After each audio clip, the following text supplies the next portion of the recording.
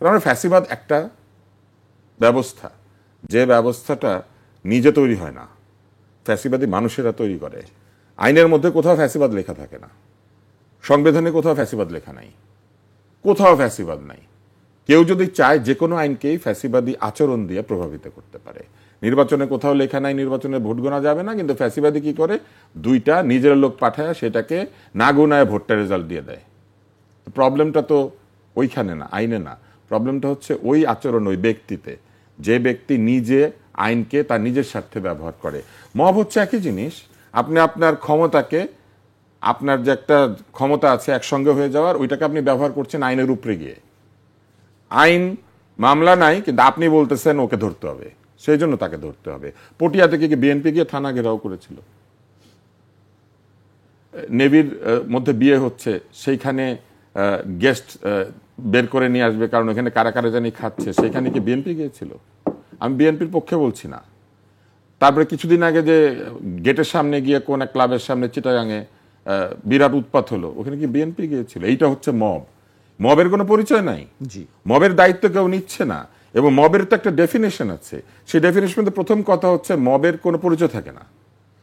এখন যখন আপনি আপনার প্রতিপক্ষকে বলছেন যে এই প্রতিপক্ষ জাতীয় পার্টি, ওই প্রতিপক্ষ আওয়ামী লীগ, ওই প্রতিপক্ষ অমুক, ওই প্রতিপক্ষ তমুক, তখন তো আপনি তার পরিচয় দিয়েছেন, তার মানে তো সে পরিচয় নিয়ে আক্রমণ করছে।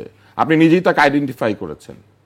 So identified group is not a mob, identified group is an enemy and they have their identity. তাকে দমন করেন, যদি মনে করেন সে আইন মানছে না, অবশ্যই আইন দিয়ে তাকে দমন করেন, কিন্তু মবের তো পরিচয় নাই। কে মব এটা আমরা বুঝতে পারি না। একজন মব সে ধরা পড়ে, আরেকজন মবকে ছাড়াইতে একজন চলে যায়, গিয়ে বলো ও চেতনা। এই চেতনাই তো বিক্রি করেছিল আওয়ামী লীগ, এই চেতনা দিয়েই তো তারা মবক্রেসি করেছিল। ফলে এই চেতনা উদ্বুদ্ধ হয়ে আপনি আইন না মেনে আপনার ইচ্ছা মতো কাউকে গ্রেপ্তার করতে বলবেন, আপনার ইচ্ছা মতো কাউকে গিয়ে ধরবেন, আপনার ইচ্ছা মতো কাউকে ঘেরাও করবেন। তো চেতনা দিয়ে তো ঘেরাও করা যাবে না, যুক্তি দিয়ে ঘেরাও করতে হবে। চেতনার বিপরীতে যে যুক্তি, এটাই তো ফ্যাসিবাদের বিরুদ্ধে আইনের শাসন। আইন হচ্ছে যুক্তি আর চেতনা হচ্ছে ফ্যাসিবাদ। আপনি চেতনা দিয়ে পারবেন না এটা করতে, লজিক্যালি যাইতে হবে। এবার আসেন দেখেন, এই যে এই ফরিদপুরের এই যে গোপালগঞ্জের এই ঘটনাটা, মুজিববাদ জিনিসটা এটা শেখ মুনির তৈরি করা একটা জিনিস। এটা সে করেছিল হচ্ছে তখন সিরাজুল আলম খানদের যে প্রবল উত্থান, জাসদের যে প্রবল উত্থান, সেই উত্থানের একটা আইডিয়ালিজম ছিল পিছনে। তারা সমাজতন্ত্র নামক একটা শব্দকে ব্যবহার করত। এইটাকে তারা ঠেকাবে কিভাবে? কারণ আওয়ামী লীগ তখন তো সমাজতান্ত্রিক না এবং সমাজতন্ত্রের পক্ষেও না। তারা একটা অদ্ভুত পলিসি উৎপাদন করেছিল, এটা সম্পূর্ণভাবে শেখ মুনির মস্তিষ্কজাত একটি ঘটনা, এবং উনি এইটাকে চালু করে দিয়েছিলেন। এই মুজিববাদ, মুজিববাদ কি এটা আওয়ামী লীগাররা ব্যাখ্যা করতে পারে না। মুজিববাদ বলে আসলে কোনো কিছু নাই, এটা একটা শব্দ, এটা একটা পলিটিক্যাল জার্গন। এটা দিয়ে মানুষকে নানান ধরনের কথাবার্তা বলা যায়। একটা জিয়াবাদ শব্দটাও না, কিসের বাদ? সকল বাদের পিছনে আপনি দেখবেন যে বাদ শব্দটা আলাদাভাবে বললে লোকে ভাবে যে ইউ আর আউট, আপনি বাদ, কিন্তু কারণ আমার পিছনে বসায় দিলে এটা তন্ত্র হয়ে যায়। এই যে তন্ত্র, এই তন্ত্র স্থাপনের জন্য একটা কোনো বেসলেস আইডিয়ালেস একটা শব্দ দিয়ে এই কাজটা করা হয়েছিল, এবং এই কাজটা করে আওয়ামী লীগ তার নিজের ক্ষতি করেছে, কোনো লাভ করতে পারে না। এটা দিয়ে তারা নিজেদেরকে বরং ক্ষতিগ্রস্ত করেছে। কিন্তু সমস্যাটা কোথায় দেখেন, আমরা দেখলাম যে সব জেলাতে তারা ঢুকছেন, তারা স্ট্যাটাস দিচ্ছেন, চমৎকার স্ট্যাটাস, আমরা আসছি, এটা চমৎকার এটা। কিন্তু গোপালগঞ্জে ঢুকার আগে তারা বললেন মার্চ টু গোপালগঞ্জ। ওনারা আর কোথাও যাইতে এটাকে মার্চ বলছেন? রিফাত জি বলেন নাই, কিন্তু ওইখানে ঢুকার সময় এটা মার্চ টু। আপনি যাচ্ছেন তো কাউকে উৎখাত করার জন্য না, আপনি যাচ্ছেন জনগণের সঙ্গে সেইখানে মোলাকাত করার জন্য। আপনি যাচ্ছেন আপনার আদর্শ, আপনার লক্ষ্য, আপনার চিন্তা, রিফাত যেটা বলেছেন বয়ান, সেই বয়ান মানুষের কাছে দেওয়ার জন্য। এবং ওইখানে যে আওয়ামী লীগের একটা বিরাট ভোটার আছে এটা লোকে জানে। এখন আপনি যাবেন কেন? আপনি সেখানে অবশ্যই যাবেন, 100 বার যাবেন। বাংলাদেশের কোনো জায়গাতে কোনো নাগরিককে কেউ যাওয়ার বাধা দিতে পারে না, তার উপরে আক্রমণ করতে পারে না, এবং তার কোনো মতামত যদি সে প্রচার করতে চায়, সে যদি ন্যায্যভাবে কোনো জনসভা করতে চায় আইনের অনুমতি নিয়ে, সে সেটা করতে পারে। এইখানে বাধা দেওয়ার অধিকার কারো নাই। হ্যাঁ, কিন্তু আপনি যদি ঢোকার সময় এমনভাবে যান, বলা হচ্ছিল পুরো ফেসবুকে আমি একাধিকবার দেখেছি যে সেখানে বলা হচ্ছিল যে মুর্দাবাদ করতে যাচ্ছে। এইটাই ষড়যন্ত্র, এটা রিফাত বলেছেন যে এটা নাকি তারা করেন নাই, এইটা ষড়যন্ত্র হচ্ছে। তাইলে এইটার বিষয়ে কি আগেই সতর্ক হয়ে যাওয়া উচিত ছিল না, যে কারাই ষড়যন্ত্র করছে, কারা লোকজনকে ক্ষিপ্ত করছে, কিংবা কারা একটা সংঘাতের পরিবেশ তৈরি করছে? সেই প্রশ্নটাই তো আমি রিফাতকে এখন এইটা কি আগে যাওয়ার আগে করবে, নাকি যাওয়ার পরে, ঘটনা ঘটে যাওয়ার পরে তারপরে বড় বড় গাড়ি নিয়ে গিয়ে সেইখানে সেটা করবে? এটা তো আগেই করা উচিত ছিল, এবং আগেই তো এই গোয়েন্দা তথ্য আসা উচিত ছিল, আগেই জানা উচিত ছিল কারা ফেসবুকে হিংসা ছড়াচ্ছে, কারা ক্ষতিগ্রস্ত করছে। এটা তো আগেই করা উচিত ছিল। কোনো জায়গাতে, সব জায়গাতে একই পরিমাণ নিরাপদ না বাংলাদেশে। এই জন্য কি বলা হচ্ছে যে আসলে পরিকল্পিতভাবেই এই ঘটনাটি হয়েছে? হ্যাঁ, এই যে ডিপ স্টেট, এবার আসেন, আমেরিকাতে ডিপ স্টেট নাই? এডওয়ার্ড স্নোডেন আর জুলিয়ান অ্যাসাঞ্জ এরা কি খারাপ লোক? এরা তাহলে পালিয়ে বেড়ায় কেন? কারণ তারা রাষ্ট্রের তথ্য ফাঁস করে দিয়েছেন। হুইসেল ব্লোয়াররা চেলসি ম্যানিং খারাপ লোক? আমেরিকাতে নিবর্তনমূলক সরকার নাই? অ্যাল গোরের নির্বাচন নিয়ে চূড়ান্ত প্রশ্ন নাই? জেব বুশ যে ভোট গুনে নাই, ওখানে যে ভোট গোনা হয় নাই সেটা নাই? আমেরিকা তো কোনো উদাহরণ না।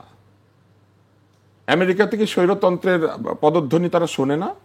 ট্রাম্পের আচরণ কি এখন, ট্রাম্পের যে আচরণ সেটা কি আমেরিকার জন এফ কেনেডির আচরণের মতো? সেইটা কি জিমি কার্টারের আচরণের মতো? সেটা কি বারাক ওবামার আচরণের মতো? ট্রাম্প আর বারাক ওবামাকে তুলনা করলে দুইটা লোক কি একই রকম আমেরিকার প্রেসিডেন্ট? সো ইলেকশন থাকলে ভালো এবং মন্দ দুইটাই নির্বাচিত হয়ে যেতে পারে। কোনো একজন হুজুগে লোক অথবা কোনো একজন গণতান্ত্রিক লোক হতে পারে, কোনো একজন সাদা লোক এবং কোনো একজন কালো লোক হয়ে যেতে পারে। আমেরিকা তো নারী স্বাধীনতার বিরাট প্রবক্তা, আমাদেরকেও নারী স্বাধীনতা শিখায়। আমেরিকাতে কোনো নারী তো আজ পর্যন্ত প্রেসিডেন্ট হইতে পারে নাই। তো তাহলে কোথায় নারী অধিকার? আমেরিকাতে 60 সালে রোজা পার্ককে বাসের পিছনে গিয়ে বসতে হয় নাই? আমেরিকাতে মোহাম্মদ আলীকে তার বর্ণবাদের বিপরীতে তার মেডেল, অলিম্পিক মেডেল জাতির জন্য জিতেছে, সেটা নদীতে ছুঁড়ে ফেলতে হয় নাই? আমেরিকাতে মোহাম্মদ আলীকে নিবর্তনমূলক আইনে ভিয়েতনামে যুদ্ধ করতে না যাওয়ার জন্য তাকে কারাদণ্ড ফেস করতে হয় নাই? আমেরিকারই তো পরের প্রেসিডেন্ট রোনাল্ড রিগান, যিনি মোহাম্মদ আলীকে কারাগারে শুধু দেন নাই, তার ওয়ার্ল্ড টাইটেল কেড়ে নেওয়া হয় নাই? আচ্ছা, এইবার আসেন, আমেরিকাতে ভোট গোনা নিয়ে এর আপত্তি হয় নাই?